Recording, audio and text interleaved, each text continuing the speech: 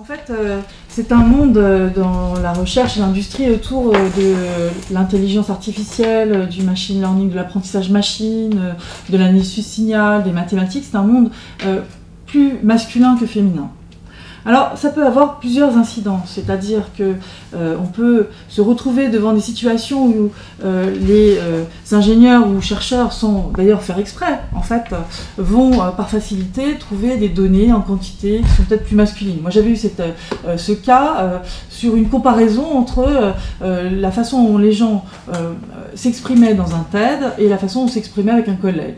Et quand j'avais regardé l'étude qui était menée par des jeunes ingénieurs américains, j'avais dit pourquoi vous faites ça que sur des voix masculines? Et la réponse avait été on trouve plus de TED faits par des hommes que par des femmes.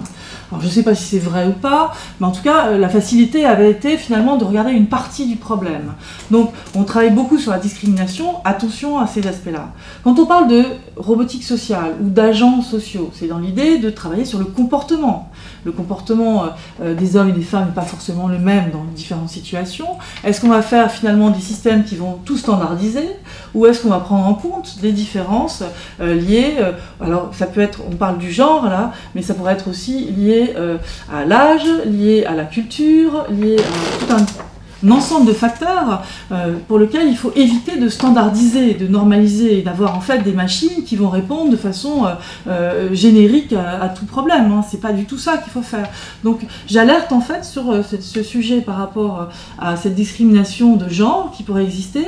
On voit beaucoup d'inquiétudes de la part par exemple des femmes sur le recrutement. On sait à l'heure actuelle qu'il y a des différences de traitement, il y a des profilages qui sont plutôt pour les femmes sur certains métiers, pour les hommes sur certains métiers. Si on numérise tout ça, si on fait que des logiciels qui vont remplacer une certaine décision des humains, est-ce qu'on risque pas en fait d'amplifier ces phénomènes? Donc il y a une vraie interrogation.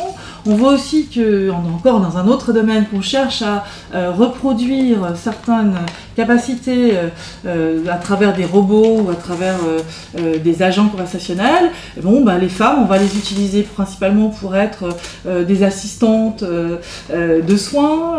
Les femmes vont être encore sur les métiers certains métiers particuliers, et donc il faudrait aussi essayer d'éviter les clivages qu'on voit dans la société. Soyons plus malins avec ces machines. On parle aussi beaucoup des robots sexuels qui vont être en profusion plutôt pour un déploiement de robots féminins que masculins.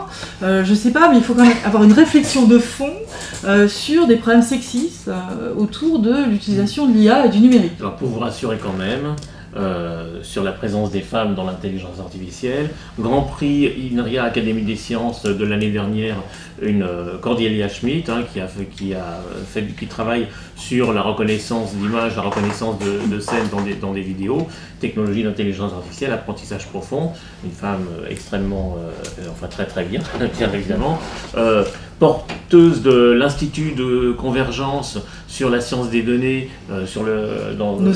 pour l'université Paris-Saclay Noza Bougema, qui donc travaille aussi sur les masses de données, sur le big data et sur tout ce qui tourne autour, à la fois au point de vue technologie, y compris apprentissage, mais aussi au point de vue usage, n'est-ce pas, puisque tu fais partie de ce projet. Donc on a, heureusement, c'est pas assez. Il y a des leaders femmes. On a quand même quelques leaders femmes sur l'intelligence artificielle, dont on peut se réjouir. Bien sûr, mais c'est pas bien sûr que évidemment il y a quelques femmes. Non, mais c'est plutôt en fait pour regarder sur ce qui va se passer au niveau du travail, par exemple, qu'est-ce que ces machines qui vont automatiser en fait certains fonctionnements qu'on avait qui étaient faits par des humains, qui étaient avec des biais, mais est-ce qu'on va amplifier certains biais ou pas? Voilà, qu'est-ce qu'on va mettre? Qui va en fait faire toutes ces règles derrière? Comment ça va se passer? C'est du bon sens, c'est juste dire il faut vérifier et il faut faire attention à une discrimination possible.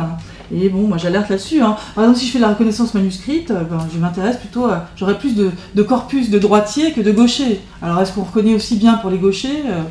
On peut se poser la question. Alors on ne va pas se poser la question sur tout et n'importe quoi, mais en tout cas, soyons vigilants pour que les femmes ne subissent pas des discriminations via le numérique. Ça serait quand même très gênant.